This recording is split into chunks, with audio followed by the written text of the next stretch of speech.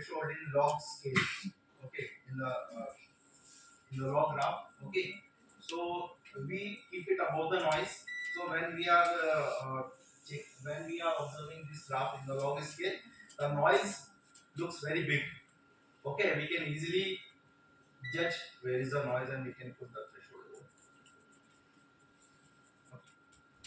So these things, these terminology I already told you. CT value, the point at which the fluorescence becomes measurable.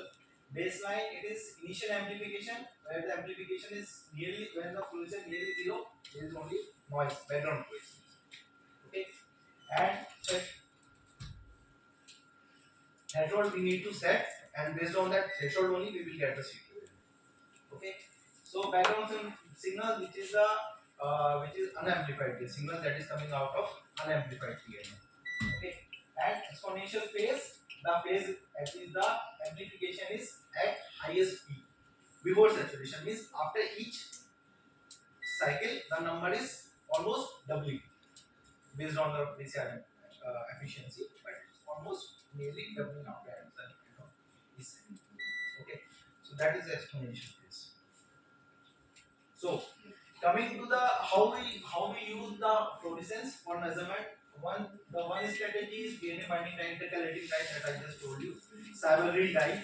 Okay, and cyber green dye, it goes inside. I mean, if it is a single stranded DNA, okay, it doesn't bind. Right.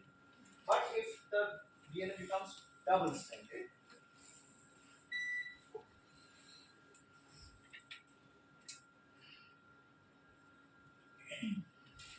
so if the DNA becomes double stranded, the cyber green dye goes inside the DNA, it binds over there and fluoresces. Okay, so this becomes measurable. Okay, we can measure that.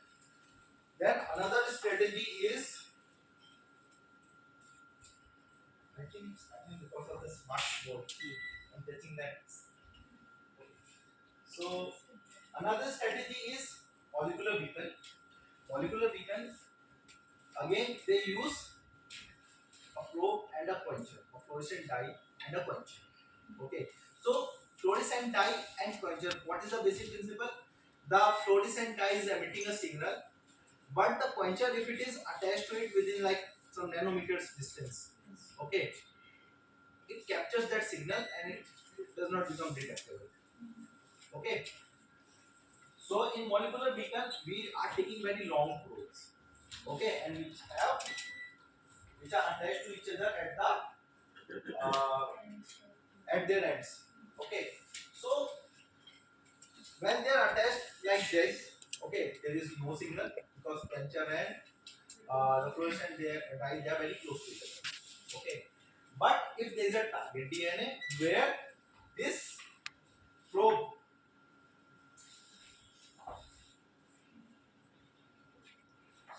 so if there is a target DNA, okay, where this region of the probe can bind, okay, so it will bind over there, and the fluorescent probe, I mean the dye and the quencher, they are separated from each other. They are at very long distance.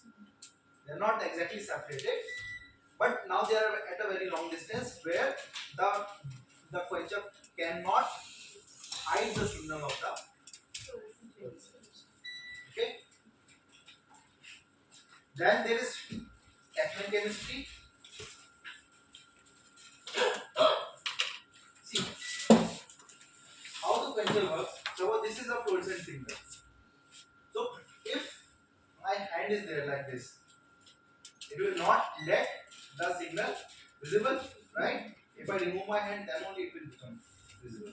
So the energy that is coming, the light energy that is emitted by the fluorescent signal, it is captured by the phone or by the quencher.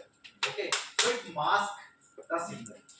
Okay, and once we remove the quencher, okay, then only the fluorescence becomes detectable. Okay, and for quencher to mask the fluorescent signal, it should be within like nanometer, very small. Okay, if it is away, if it is far from that, it will not be effective. Okay. So then there is a technique. Now there is technique chemistry. It is the most widely used, and specifically in clinical diagnosis, this technique is used. Why? Because here there is a facility we can do multiplexing. Okay, uh, we can target. We can observe multiple targets in a single reaction. In a single reaction. Okay, up to 3, 4. Nowadays there are like in real time there are 6, 7 channels also. Okay, but 3 to 4 are very common. And in during COVID, so at least 3 were there. Up to 4 were there also initially, but later on it reduced to 1 internal control and 2 target.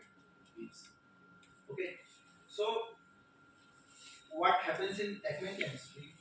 In technical chemistry, the puncture and probe they are attached to each other. The probe is small as compared to molecular beaker. This small.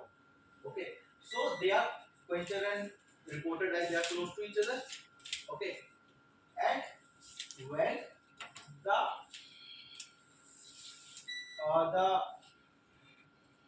tablet it is extending the other strand. Okay, non-tablet strand when the DNA polymerase is working. So DNA polymerase has number 1 5 prime to 3 prime polymerase activity. Okay, then in high fidelity one it has 3 to 5 exonucleases. Remember the direction. And another is 5 prime to 3 prime exonuclease. So generally the high fidelity one are not used for this for technical chemistry. They generally, the high fidelity one, those are coming from archaebacteria, and they generally lack the 5 prime to 3 prime exonuclease. Those are different type of DNA polymerases. They are not the regular tech polymerases. Okay, the tech polymerase has 5 prime to 3 prime exonuclease activity, and because of that, it chops this probe, this DNA, and because of that, the reporter and the puncture they are separated, and then the reporter signal is given. Then, okay, is that clear? Yes, sir. Then there is another variation of this FRET. This is called actually the FRET technique. There is another variation of FRET where there is a donor and an acceptor. So in Techman chemistry, the fluorescent dye itself is sufficient for giving the fluorescent signal. Here it requires another donor. Okay. So what will happen on the target DNA? Two probes will sit with each other, very close to each other. Okay, and both are attached to a different type. One is donor and another is acceptor. So when you uh, illuminate with the particular wavelength which is specific to R1, okay, which is the donor, it gets excited and it emits signal. It emits another wavelength, and that another wavelength is taken by R2, and then it emits. So that emission wavelength of R1 is excitation wavelength for R2, and then R2 emits another signal which is okay. So this is another variation of PET. Okay, and this is also, but Techman is mostly used. This is the most common.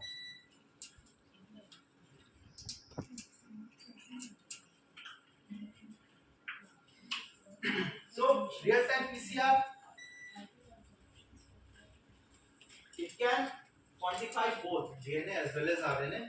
Okay, so for RNA we have to make cDNA, and then from cDNA it makes it. Okay, so that is RT-qPCR, reverse transcription quantitative PCR. Okay, then there are two types of quantitation: relative versus absolute. Absolute, I told you, we use calibrators, standards of mole concentration. Relative is, suppose I have one gene, two different samples. I want to check the gene expression in two different samples of the same gene. Okay, suppose like GAPDH. Okay, two different samples. So I'm running those two samples. Okay, how much gene expression is there? Okay, same DNA consultation, okay, starting material, and then I will check how much gene expression is differing from each other in those two samples. So that is relative. One related to another. It's not absolute. It is not. It will not tell you the copy number. Okay, but it will tell you how much expression is there as compared to each other. Okay, how many percent, how many folds higher or lower. So this is comparison to each other, but not absolute. Absolute we have known standards. We use known standards, known calibrators.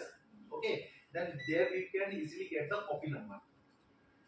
Okay, here it will tell you how much related to each other, how many fold there is increase or decrease. So that is generally used in gene expression studies. You want to check some dose dependent studies. Okay, so you there is a healthy cell, there is a disease cell. Okay, you put some drug on the disease cell and then you check how much is the difference in particular gene expression. Okay, so those kind of studies we generally perform this related. Okay, this is clear. Yes, sir. Any question?